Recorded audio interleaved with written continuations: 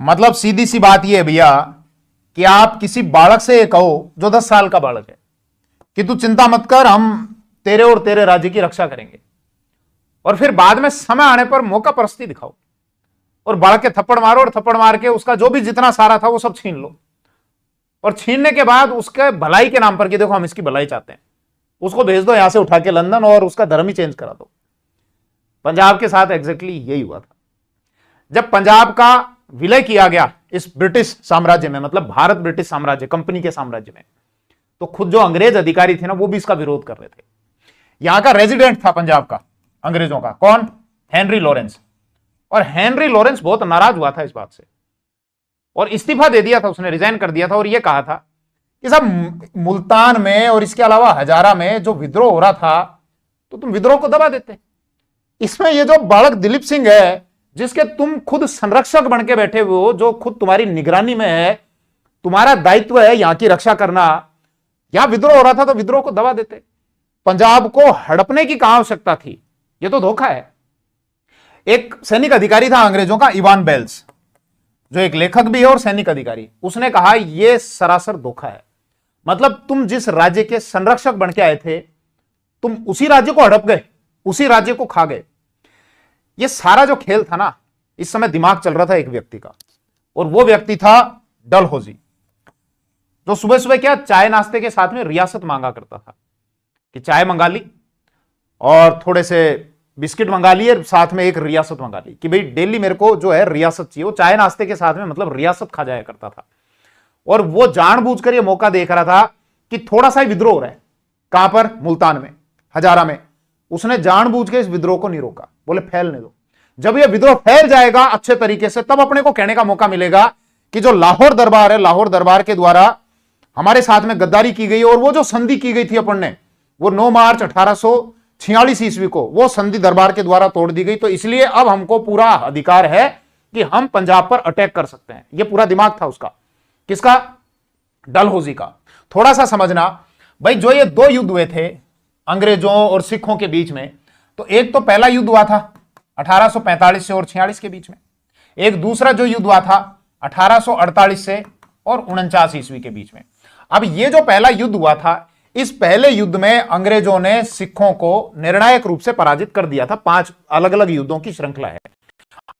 अब हम उसमें जो भी XYZ कारण बताएं कि साहब अंग्रेजों ने हमारे साथ में धोखा कर दिया, या साम दाम दंड भेद की नीति चलाते थे, या हमारे अपने ही लोगों ने हमारे साथ में धोखा कर दिया, गद्दारी कर दी, भैया देखो जो भी बात है ये तो क्लियर है कि अंग्रेज हमसे कहीं ना कहीं आगे थे सभ्यता में। उनको हर टूल को यूज में लेना आता था, भले ही साम हो, दाम हो, दंड हो और भेद हो। भेद यानी कैसे 2 फाड़ किया जाए, कैसे बांटा जाए। अब भले ही उन्होंने जो भी टैक्टिक्स अपनाई हो, हमारे लोगों को फाड़ दिया हो, मतलब फाड़ने का मतलब 2 फाड़ करना या विभाजित करना, कि इस हिसाब से तैयार करना कि तुम तो गद्दारी कर लो, हम उसको गद्दारी बोलें, वो उसको कुछ और नाम दें कि साहब हमारे लोगों ने हमारे साथ में गद्दारी कर दी वरना हम इस पहले युद्ध में हारते नहीं। ये बात तो देखो क्लियर है, सबको पता है कि अंग्रेजों ने हमारे ऊपर लगभग 200 वर्षों तक शासन किया, और 200 वर्षों तक अगर वो शासन करके जा रहे हैं तो इसका मतलब निश्चित है कि उनके पास में हमसे ज्यादा कहीं ना कहीं पर शासन करने की योग्यता रही होगी, तभी कोई व्यक्ति इतना शासन कर जाता है। 200 साल तक हमारे ऊपर शासन कर गई ये कंपनी। यहां पर जब वो पहला युद्ध लड़ा था तो इसमें कई युद्धों की श्रृंखला थी, जैसे मुदकी, फिरोज शाह, भदोवाल, अलीवाल और सबराव। अब जब ये सबराव का युद्ध हुआ था तो इस सबराव के युद्ध में निर्णायक रूप से इस पहले अंग्रेज सिख युद्ध में उन्होंने पराजित कर दिया। पराजित करने के बाद अब उन्होंने की संधि। संधि में क्या कहा?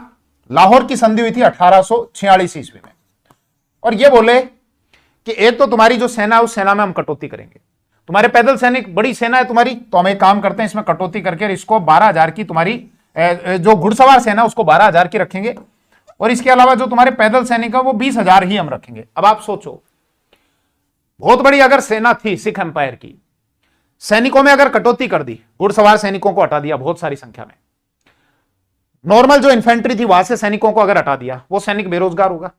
बेरोजगार होने के बाद क्या वो सैनिक आगे चलकर विद्रोह करेगा? करेगा, बिल्कुल करेगा भैया।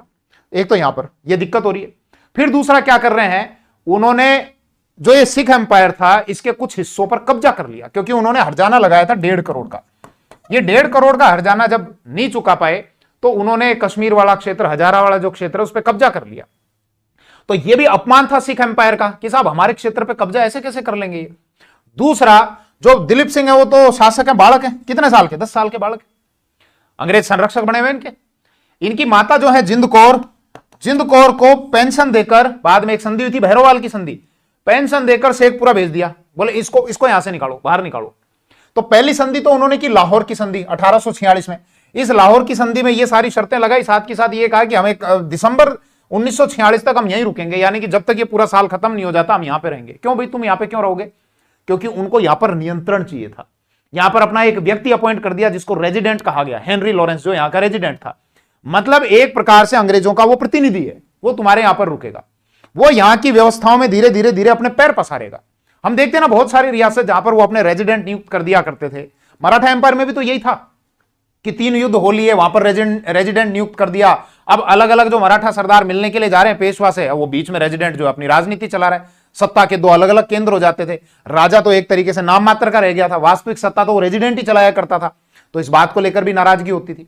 अब हालांकि ये हेनरी लॉरेंस जो है ये इस प्रकार का व्यक्ति नहीं था, ये सॉफ्ट था ये व्यक्ति, उस प्रकार से नहीं था कि साहब मैं पूरी अपनी राजनीति चलाऊं, इस प्रकार से नहीं था। वरना कोई व्यक्ति त्यागपत्र क्यों देगा पंजाब के विलय करने को लेकर।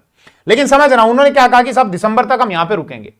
बाद में उनको ये लगा, बोले यार दिसंबर तो आ गया फटाफट, ये साल भी पूरा हो गया, तो अब तो अपने यहां से जाने का टाइम आ गया। तो फिर उन्होंने चाल खेली और उन्होंने 22 दिसंबर को एक संधि और कर ली, 22 दिसंबर 1846 ईस्वी को। और बोले नहीं नहीं नहीं हम नहीं जा रहे अभी। बोले क्यों?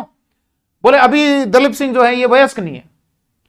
तो बोले वयस्क नहीं है, जब ये वयस्क हो जाएंगे ना, बालिग हो जाएंगे, तो बालिग कब होंगे? बोले 6 साल बाद। इसका मतलब 16 साल, उस समय 16 साल उसको बालिग बोलते थे। बोले जब ये बालिग होंगे तब तक देखो हम इनकी रक्षा करना चाह रहे हैं, हम जाएंगे अव्यवस्था फैल जाएगी, बालक दिलीप सिंह है, इनके राज्य पे कोई कब्जा कर लेगा, कोई हटा देगा, मार देगा, हमको चिंता है भाई, हमको चिंता है। तो इसलिए हम बालक दिलीप सिंह के संरक्षक बन के यहां पे रहेंगे, और जब तक ये बालिग नहीं हो जाते तब तक हम यहां पर रहेंगे। जिंद कौर ने जैसे कहा, बोले ये क्या कर रहे हो भाई, तुम क्या कर रहे हो? तो जिंद कौर को पेंशन पकड़ाई और शेखपुरा भेज दिया, बोले रवाना करो इनको यहां से, जो इंटरफेयर कर रहे हैं उनको रवाना करो। अब ये सारे जब कदम उठाए जा रहे हैं तो क्या नाराजगी नहीं होगी? सिख एम्पायर के जो सैनिक है उनमें नाराजगी, भारी नाराजगी होगी। तुम उनका अपमान कर रहे हो, उनके राज्यों पे, तुम क्षेत्रों पे कब्जा कर रहे हो। दूसरा, उनकी सेना में कटौती कर रहे हो। सेना में कटौती के कारण सैनिक जो है वो बहुत बड़ी संख्या में बेरोजगार हो रहे हैं। तो अगर कहीं पे हल्की सी भी विद्रोह की चिंगारी फूटेगी तो वो सैनिक तो जाएगा भैया, अपने अधिकार के लिए लड़ाई करेगा। अब बाद में क्या होता है, इस समय तो जो था ये पहला जब युद्ध लड़ा गया तो होर्डिंग यहां का गवर्नर जनरल था। बाद में गवर्नर जनरल आता है डलहौजी, जो 1848 से और 1856 ईस्वी तक यहां का गवर्नर जनरल रहता है। कब से? 1848 से और 1856। अब वो रोज नए नए बहाने ढूंढता कि साहब मैं कौन कौन सी रियासतों का विलय करूं, और उसने पंजाब का विलय कर लिया था 29 मार्च 1849 ईस्वी को। कहानी कहां से शुरू होती है? मुल्तान से। मुल्तान में जो यहां के गवर्नर थे उनका नाम था मूलराज। अंग्रेजों ने क्या किया, मूलराज के ऊपर भारी टैक्स लगा दिए, बोले टैक्स लगाओ, और पुरानी कोई रकम बोले हम वो तुमसे मांगते हैं वो भी थोप दी गई कि वो भी हमारे ऊपर हमको जमा कराओ। मूलराज ने त्याग पत्र दे दिया, रिजाइन कर दिया, भाई मैं रिजाइन करता हूं, कि एक तो तुम अपमान किए जा रहे हो, दूसरा इस तरीके से मेरे साथ में व्यवहार कर रहे हो। तो इन्होंने त्याग पत्र दे दिया, छोड़ता हूं मैं इसको। अंग्रेज रेजिडेंट ने यहां पर मूलराज के स्थान पर काहन सिंह मान को अगला गवर्नर बना दिया, और 2 अंग्रेज अधिकारी भेजे उसके साथ में। एक तो कोई एग्न्यू करके था और एक एंडरसन था। जब ये वहां पर गए तो जो सैनिक थे वो भड़क गए, और सैनिकों ने इन दोनों अंग्रेजों को मार दिया। बोले सल्टाओ रे यार, सबसे पहले इनको सल्टाओ, ये बहुत इन्होंने मतलब अति कर रखी है। इनको जब सल्टाया तो यहां पर विद्रोह हो गया। अब विद्रोह हो गया तो मूलराज भी इन सैनिकों के साथ में सम्मिलित हो गए, बोले ठीक है भैया मैं तुम्हारे साथ हूं।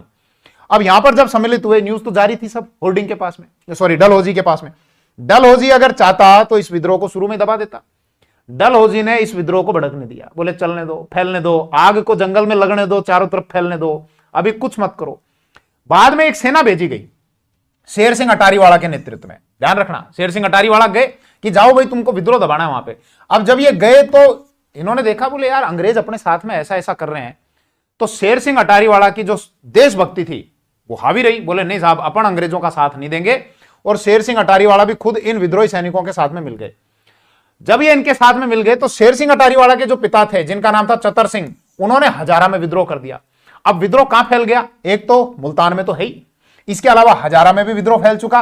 अब दोनों जगह विद्रोह हो रहा है ये चारा है डलहौजी, बोले फैलने दो और फैलने दो, आग लगने दो, दूर तक जाने दो। जब ये फैल गया अच्छे तरीके से तो डलहौजी ने फिर क्या कहा कि देखो दरबार ने हमारे साथ में धोखा किया और दरबार ने उस संधि को तोड़ा है जो संधि हमने की थी, लाहौर की संधि 9 मार्च 1846 ईस्वी को। इसलिए अब हमको पूरा अधिकार है कि हम पंजाब के ऊपर अब चढ़ाई कर दें। और दिलीप सिंह इसमें दोषी ठहराए जाते हैं क्योंकि दरबार में वही बैठते हैं, शासक वही हैं। अब आप एक बार सोच के देखो, दिलीप सिंह की गलती है क्या? 10 वर्ष का बालक है दिलीप सिंह, और दिलीप सिंह के संरक्षक कौन है? अंग्रेज है खुद। यानी कि जितने भी डिसीजन लिए जा रहे हैं वो अंग्रेजों के द्वारा डिसीजन लिए जा रहे हैं। पंजाब में क्या होगा क्या नहीं होगा, जब तक दिलीप सिंह खुद वयस्क नहीं हो जाते तो दिलीप सिंह के राज्य की रक्षा का दायित्व किसके हाथों में? अंग्रेजों के हाथों में। लेकिन वही बात है, अंग्रेजों को पंजाब को हड़पना था तो इसलिए सारा थोपा गया, ब्लेम थोपा गया दिलीप सिंह के ऊपर और सेना भेज दी गई और गफ को भेजा गया। अब गफ जब यहां पर आया तो एक लड़ाई हुई थी जिसको कहा गया चिलियानवाला का युद्ध। ये चिलियानवाला है ना, वर्तमान पाकिस्तान में आती है जगह, एक पंजाब प्रांत है, उस पंजाब प्रांत में ये चिलियानवाला आता है। वहां पर जब ये युद्ध लड़ा गया 1849 ईस्वी में, तो निर्णायक रूप से सिखों को पराजित नहीं कर पाए थे अंग्रेज, और अंग्रेजों को भी इसमें बहुत क्षति उठानी पड़ी थी, नुकसान हुआ था। मतलब बात यह थी कि अंग्रेजों को कूटा गया था पकड़ के, वो निर्णायक रूप से पराजित नहीं कर पाए। लेकिन गफ ने क्या है, मैसेज ये पहुंचा दिया इसके पास में, डलहौजी के पास में, बोला जीत गए महाराज, मस्त अपन, एकदम शानदार बढ़िया जीत हुई है और ढोल नगाड़े की तैयारी रखो, अरे मैं बढ़िया मस्त अपन जीत के आए। डलहौजी ने जब पता कराया, बोले बताओ रे एक बार पता करना दिखाओ, तो ये कह रहा है अपन जीत गए, सच्ची में जीता है या ऐसे ही फैंकोलॉजी कर रहे हो? बोले नहीं साहब, अपने भी नुकसान हुआ है, ऐसे कोई निर्णायक रूप से पराजित नहीं कर पाए उनको।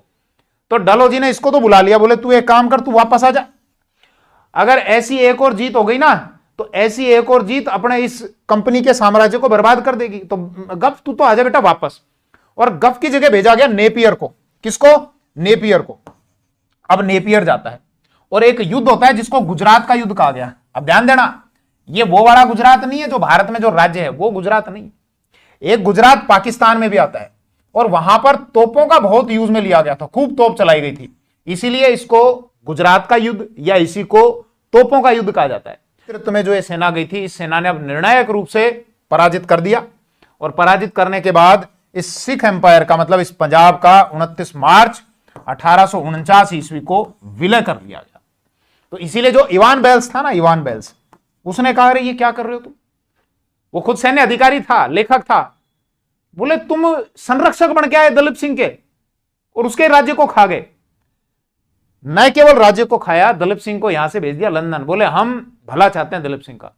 वहां पे धर्म वर्म भी चेंज हो गया था और यहां जो कोहिनूर हीरा था वो कोहिनूर हीरा भी ले लिया गया और वो पता है ब्रिटेन की महारानी के ताजबाज में भी लगा दिया गया था, म्यूजियम में भी रखा हुआ है कि आओ उसको दर्शन कर लो जिसको भी दर्शन करना है। ये जो डलहौजी है ना, ये डलहौजी कई बहाने और ढूंढता था। जैसे यहां पे आप ये देखते हो ना, ये सिक्किम आता है, ये सिक्किम वाला हिस्सा इसको चाहिए था। क्यों चाहिए था? इधर चाय के मार्केट के लिए इस तरफ एंट्री करने के लिए सिक्किम चाहिए था, ये मौका ढूंढता था। इसको जानकारी मिली 1850 ईस्वी में कि बोले साहब अपने सैनिकों के साथ में कोई दुर्व्यवहार किया गया, इसने सेना चढ़ाई कर दी और इस सिक्किम के जो निचले हिस्से थे ना उन पर कब्जा कर लिया इसने। इसके अलावा ये जो आपका बर्मा वाला जो हिस्सा था ना, लोअर पीगुर, बर्मा वाला जो हिस्सा है, यहां पर नौसेना के अधिकारियों के साथ में कोई दुर्व्यवहार कर लिया था, इसने फौज भेज दी, नौसेना भेज दी और जाके अटैक करके और उस पर कब्जा कर लिया। क्योंकि यहाँ पे सागवान की जो है वो बहुत अच्छी किस्म की लकड़ी है और जहाज वगैरह बनाने के लिए उसकी आवश्यकता थी। फिर दूसरा इस हिस्से पे कब्जा कर लोगे तो इधर से कोई और जो यूरोपियंस हैं, यूरोपियंस के आने का आप रास्ता बंद कर रहे हो। डलहौजी जो है ना पंजाब को खा गया, सिक्किम को हड़प लिया, इसके अलावा लोअर पीगू या बर्मा वाला जो हिस्सा है उसको उसने हड़प लिया। बाद में उसने क्या किया, एक नीति लेके आया जिसको गोद निषेध नीति कहा जाता है, मतलब डॉक्ट्रिन ऑफ लैप्सेस जिसको कहा जाता है। अब डलहौजी को कोई मौका तो मिले कि मैं कैसे खाऊं, चाय नाश्ते के साथ, चाय नाश्ता डेली आ रहा, रियासत आई नहीं रही है, चाय में स्वाद ही नहीं आ रहा। तो डलहौजी डेली ये देखता था, बोले अब एक काम करेंगे, अब अपन ये लेके आते हैं गोद निषेध नीति। बोले मतलब? बोले सुनो भारत वालों, बोले सुनाओ महाराज। बोले 3 प्रकार की रियासत हैं। बोले कौन सी? बोले एक वो रियासत जो हमारे आने से पहले स्वतंत्र थी, पहले बनी हुई थी, उन रियासतों को गोद लेने का अधिकार है। मतलब वहां अगर राजा की डेथ हो गई है और राजा के कोई उसकी खुद की संतान अगर नहीं है तो वो अपनी मृत्यु से पहले किसी को गोद ले सकता है। भाई, चाचा, जिसके भी लड़के को किसी को गोद लेना चाहता है वो गोद ले सकता है। उसको एक गोद लेने का अधिकार रहेगा। बोले ठीक साहब। दूसरी वो रियासत जो हमारे आने से पहले किसी और के अधीन थी, मुगलों के, फिर मराठों के, और बाद में फिर हमारे अधीन हो गई। तो ऐसी रियासत को किसी बच्चे को गोद लेने का अधिकार है कि नहीं है, ये मैं तय करूंगा। मेरी मर्जी होगी तो कह दूंगा हाँ ले लो, मेरी मर्जी होगी तो कह दूंगा ना मत लेना। तीसरी वो रियासत होंगी जिनको बनाया ही हमने है, और ऐसी रियासत को तो गोद लेने का अधिकार दिया ही नहीं जाएगा। और अगर ऐसी रियासत, मतलब ऐसी रियासत में राजा की डेथ हो गई है और उसके कोई अगर बच्चा नहीं है उसका खुद का, तो उसका सीधे विलय कर लिया जाएगा कंपनी के इस साम्राज्य में। और फिर उसको खूब मौका मिला। हालांकि उसने कई ऐसे भी विलय कर लिए, दूसरी किस्म की जो रियासत थी, दूसरे प्रकार की, इनका भी विलय किया। भले ही आपका सतारा हो 1848 में, या भले ही आपका जैतपुर और संबलपुर हो 1849 में, या भले ही आपका बगाट हो 1850 में, या भले ही आपका उदयपुर हो। ध्यान रखना, ये उदयपुर राजस्थान वाला उदयपुर नहीं है, मध्य प्रदेश में भी एक रियासत थी, ये 1852 में, इसका विलय कर लिया। इसके अलावा आपका झांसी हो जो 1853 में, या भले ही नागपुर हो 1854 में। इसके अलावा करौली, राजस्थान की जो रियासत है ना करौली, वो करौली इस दूसरे प्रकार की रियासत में नहीं थी, वो इसमें थी पहले प्रकार की रियासत में। बोले साहब हम स्वतंत्र थे। इस करौली तक का विलय कर लिया गया था, फिर बाद में कोर्ट ऑफ डायरेक्टरेट वहां लंदन से कैंसिल कराया गया। बोले हुकुम अपने ये वाला मामला अपने सेट नहीं होता, जबरदस्ती इसका विलय कर लिया गया, फिर वहां से कैंसिल कराया गया। लेकिन फिर भी उन्होंने भरतपाल को शासक नहीं माना था कि नरसिंह पाल की डेथ हो गई, भरतपाल को शासक बनाया, इसको माना ही नहीं। मदन पाल को अगला शासक माना उन्होंने, कैंसिल करने के बाद भी। उनकी जो मुख्य नजर थी ना, वो थी चेरी पर। बोले क्या बात कर रहे हो सर, चेरी तो खरीद लो बाजार से जाकर, खा लो, उसमें क्या नजर रखनी है। चेरी का मतलब हो गया अवध, अवध चाहिए था उनको। और डलहौजी ने 1856 में अवध का विलय कर लिया था। अपने एक व्यक्ति को भेजा था, सलीमैन को, कि सलीमैन देख तू मैन है, तू आदमी है, तू जा और ये बता ये जो अवध है ना, अवध का शासन कैसा चल रहा है। सलीमैन गया और सलीमैन ने देखा, बोले साहब कोई दिक्कत नहीं, सही चल रहा है, यहाँ का जो शासक है नवाब है वो है वाजिद अली शाह, और बढ़िया शासन चला रहा है, कोई दिक्कत नहीं है। बोले मूर्ख तू समझा नहीं मैं किस लिए भेजा था तेरे को। बोले तू काम का आदमी नहीं, हटा। फिर आउटरम को भेजा, आउटरम, और आउटरम से कहा, बोले आउटरम समझ गया क्या। बोले हाँ समझ गया हुकुम। बोले रिपोर्ट तैयार कर दे यहाँ का शासन कैसा चल रहा है। आउटरम ने कहा, बोले यहां भयंकर कुशासन है, प्रजा प्रजा रो रही है साहब, ऐसे बाढ़ आ गई, आंसुओं की इतनी बाढ़ आ गई, तिर रहे हैं लोग उसमें। बोले शाबाश तेरे को इसीलिए भेजा था। तो आउटरम ने जो रिपोर्ट तैयार की ना अवध के संबंध में कि साहब अवध में भारी कुशासन है, उस अवध का विलय कर लिया गया।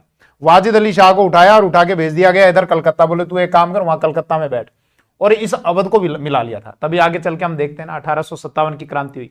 उसका एक बड़ा कारण यह भी था क्योंकि बहुत सारे जो सैनिक थे वो सैनिक यहाँ अवध से थे, और जब सैनिकों ने देखा कि अरे यार ये अंग्रेज तो अवध को भी हड़प गए। और फिर हम ये देखते हैं यहाँ पर जब बेगू में, जो राजस्थान में जो अंग्रेजों की सैनिक छावनी थी, और अंग्रेज सैन्य अधिकारी जब यहाँ के सैनिकों को वफादारी की शपथ दिला रहा था, तो एक सैनिक था मोहम्मद अली बेग, और मोहम्मद अली बेग ने कहा कि हमसे वफादारी की उम्मीद मत करना, तुमने जो अवध के साथ में किया है वो हमने सबने देखा है, इसलिए हमारे साथ में हमसे ऐसी उम्मीद, कोई उम्मीद मत रखना तुम। अब आप ये सोचो क्या ये वास्तव में कुशासन के आधार पर विलय किया गया था। बोले ना। इसका एक बयान आता है डलहौजी का 1851 का, मतलब जब इसको विलय किया गया था ना उससे 5 साल पहले। और डलहौजी ये कहता है कि ये चेरी है, चेरी, और ये चेरी एक दिन हमारे मुंह में आके गिरेगी, टपक दे ऐसे आके गिरेगी। तो दिमाग तो पहले उसका चल रहा था, लेकिन अब वो कैसे मिलाए, तो सलीमैन को भेजा और बाद में आउटरम को भेजा, रिपोर्ट तैयार कराई और इसका विलय कर लिया। और इतना ही नहीं, हैदराबाद से बरार छीन लिया 1853 में। कर्नाटक के नवाब की जो है वो पेंशन बंद कर दी, नाना साहब की पेंशन बंद कर दी। जो तंजौर का जो नवाब था उसकी उपाधि छीनने की भी उसने कोशिश की। इसके अलावा जो यहाँ पर बहादुर शाह दिल्ली में बैठा हुआ था, उसको बोला तू लाल किला खाली कर दे। वो बोला कहाँ जाऊंगा लाल किला खाली करके। बोले पता नहीं मेरे को, कहीं भी जा तू, लाल किला खाली कर दे। बोले अभी तो रहने दो, पेंशन लेके बैठा रहता था यहाँ पे। बोले ठीक है तो फिर तू तो यहाँ पे रह ले, तेरे बाद में अब ये लाल किले में कोई नहीं रहेगा, लाल किला तुमको खाली करना पड़ेगा।